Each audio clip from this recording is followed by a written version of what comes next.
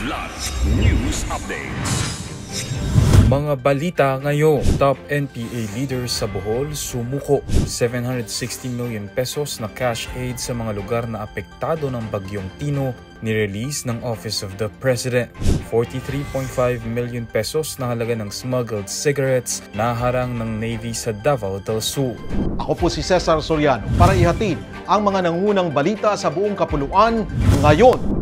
Sumuko ang isang dating mataas na opisyal ng New People's Army o NPA sa Bohol na si Roy Erecre sa New Capital, Tagbilaran City nitong Nobyembre 6. Kasama ang kanyang asawa na si Judith Haron, nagpasya silang magbalik loob sa pamahalaan sa pamamagitan ni Governor Aris Aumentado. Si Roy Erecre ay dating consultant ng National Democratic Front o NDF at Secretary ng Negros Cebu Bohol Siquijor o NCBS Regional Party Committee ng NPA.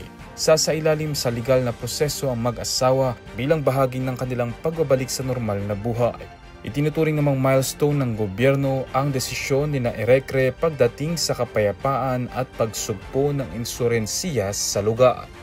Naglabas ang Office of the President ng 760 million pesos na direct aid sa mga probinsyang apektado ng bagyong Tino. Ayon kay Palace Press Officer Attorney Claire Castro, tig 50 million pesos sa matatanggap ng Cebu, Capiz, Surigao del Norte, Iloilo, Bohol at Negros Occidental.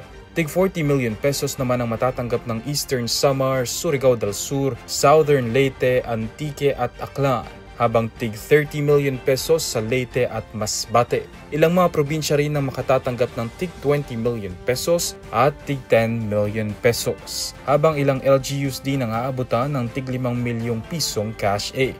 Mahigit 3.3 bilyong pisong pondo naman ang inilaan ng pamahalaan para sa relief, pabahay at rehabilitasyon ng mga apektado ng bagyong Tino.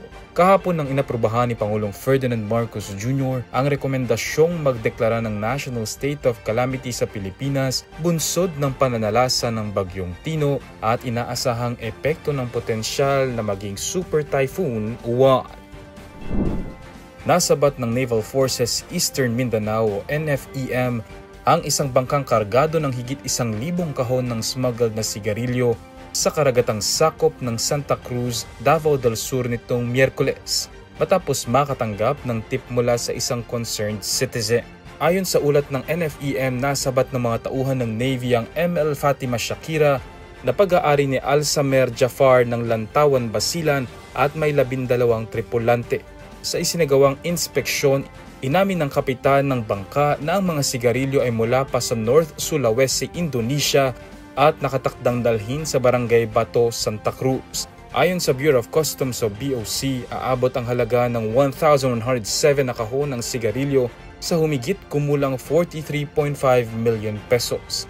Ang ML Fatima Shakira at ang mga nasabat na sigarilyo ay formal nang isinailalim sa kustodiya ng BOC. Para sa Kidlat News Channel, ako si Renza Linon, nag-uula. Ako po si Cesar Soriano. Palagi niyong kasama sa bawat pagputo ng balita.